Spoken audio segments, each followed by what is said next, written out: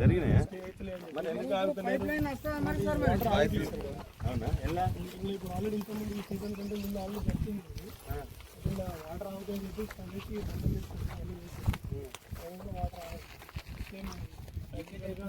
మనలో వర్షపాతంతో వచ్చే వాటర్ ఆగట్లేదు. మనకు ఆడికెళ్ళి రావడానికి పైప్ లైన్ కంప్లీట్ కాలేదు. మధ్యలో స్టే అయింది. కంచర్ల మధ్యలో ఆగిందట కదా. మల్కపేట రిజర్వాయర్ నుంచి సింగ సముద్రం కాలువతాయి కదా. అవును. ఇక అల్మస్పురం కాడ ఒక కంపౌండ్. గౌరవ సిరిసిల్ల శాసనసభ్యులు ఎవరైతే ఉన్నారో కేటీ రామారావు గారు, మీరు కాళేశ్వరం కట్టినామని గొప్పలు చెప్పుకునే మీరు ఒక్కసారి వచ్చి ఈ రాయన్ చెరువును సందర్శించండి. రైతుల దాహార్తి కోసము సాగునీరు కోసం మీరు కాళేశ్వరం కట్టలేదు.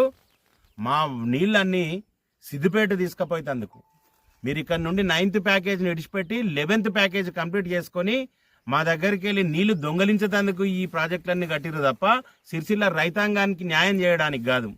ఈరోజు ఇక్కడ రాయన్ చెరువుల పూర్తిగా ఒక్క సుక్క నీళ్లు లేకుండా అయింది. మరి ఈరోజు 9th ప్యాకేజ్ ఎందుకు ఆఫ్ చేసిండ్రని అడుగుతున్నాం. ఈరోజు మల్కపేట రిజర్వాయర్ నుండి ఈ రాయన్ చెరువుకు రావాల్సిన పైప్ లైన్ ఏదైతుందో మధ్యలో కంచర్ల అడవిలో 1 కిలోమీటర్ 2 కిలోమీటర్లు పెండింగ్ పెట్టారు. ఇక్కడ దాకా పైప్ లైన్ అయింది, కానీ మధ్యలో పైప్ లైన్ ఎందుకు పెండింగ్ అయింది? మరి మీరు చేసినామని చెప్పుకుంటున్నారు కదా. మీకు రైతుల పట్ల, సిరిసిల్ల నియోజకవర్గ రైతుల పట్ల మీకు చిత్తశుద్ధి ఉన్నట్టయితే ఆ పనిని మీరు ఉన్నప్పుడు షాడో సీఎంగా ఉన్నప్పుడు మీరు ఎందుకు వేయాలని చెప్పి అడుగుతున్నాం.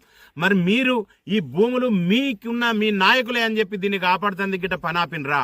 మరి రైతుల పుట్టగొట్టదలుచుకున్నారా? మరి ఈరోజు ఈ రాయన్ చెరువుల నీళ్లు నిండినట్టయితే ఇడికెళ్ళి మధ్యమల్ల తండ, బంజేరు, అడికెళ్ళి వీర్నపల్లి గ్రామము, అదే రకంగా 7 గ్రామాలకు సంబంధించి ఆయకట్టు కిందన్న 2000 ఎకరాలకు ఈ రోజు నీరు అందుతుండే. ఇక్కడ నుండి పైప్ లైన్ ఇక్కడ నుండి కాలువలు కాకున్నా కానీ పారు కాలువల ద్వారా మరి 2000 ఎకరాలకు నీళ్ళు నిండుతుండే. మరి ఇలా రైతులు ఇలా బోర్లు వేస్తే 5 లక్షలు 6 లక్షలు ఖర్చు అవుతున్నాయి. ఇలా నీళ్లు లేక గ్రౌండ్ వాటర్ తగ్గి వాళ్ళకి సుక్క నీరు వచ్చే పరిస్థితి లేదు. మరి ఏ సంఖ్యలో పుట్టదశకు వచ్చింది పంట, మరి ఆ పంట అంతా ఖరాబ్ అయ్యే పరిస్థితులు ఉన్నది. మరి దీనికి కారణం కేటీ రామారావు గారి వల్ల. అదే రకంగా ఇప్పుడున్న ప్రభుత్వం ఏదైతే ఇప్పుడున్న ప్రభుత్వం ఉన్నదో గౌరవ ముఖ్యమంత్రి గారు పిసిసి అధ్యక్షుడు ఉండగా ఎల్లారెడ్డిపేట మండలం వచ్చిండ్రు. మరి అక్కడ సమావేశం ఏర్పాటు చేసి 9th ప్యాకేజ్ను పరిశీలన చేసి ఆ రోజు చెప్పిండ్రు. ఇలా ఏదైతే కేటీ రామారావు ఇక్కడికి వెళ్ళి నీళ్ళని దొంగిలించిపోయే ప్రయత్నంలో ఉన్నాడు. మేము అధికారంలోకి వస్తే రాగానే ఫస్ట్ 9th ప్యాకేజ్ పని స్టార్ట్ చేస్తామన్నారు. ఇవాళ ఒక్క ఏడాది మీద 5 నెలలు గడుస్తున్నా కానీ ఈ ప్రభుత్వం కూడా మా రైతులను ఎందుకు పట్టించుకుంటలేదని అడుగుతున్నాం. ఈ రోజు హరిఘోష ఎల్లదీస్తుండ్రు రైతులు. పుట్టదశలో ఉన్న ఏసంగి పంట అంతా సర్వనాశం అయ్యే పరిస్థితి ఉన్నది. మరి ఈ రోజు 9th ప్యాకేజ్ గురించి ఎందుకు ఆలోచిస్తలేరు? అక్కడ ఈ రోజు ఇలంతకుంట మండలం, తంగలపల్లి మండలం, అదే రకంగా ఇక్కడ ఈ సిరిసిల్ల నియోజకవర్గంలోని ఇక్కడ వీర్నపల్లి మండలం, ప్రతి మండలంలో ఎక్కడ చూసినా ఆయకట్టు కింద 2000 ఎకరాలు 3000 ఎకరాలు 4000 ఎకరాలు అన్నింటినీ పంటలు ఎండిపోయి దుస్థితిలో రైతులు ఉన్నారు.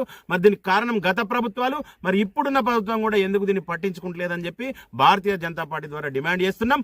రానున్న రోజుల్లో ఈ 9th ప్యాకేజీని కంప్లీట్ చేయనట్టయితే పెద్ద ఎత్తున భారతీయ జనతా పార్టీ తరఫున రైతుల ద్వారా ఉద్యమిస్తామని పత్రిక ద్వారా తెలియజేస్తున్నాం. భారత్ మాతాకి జై.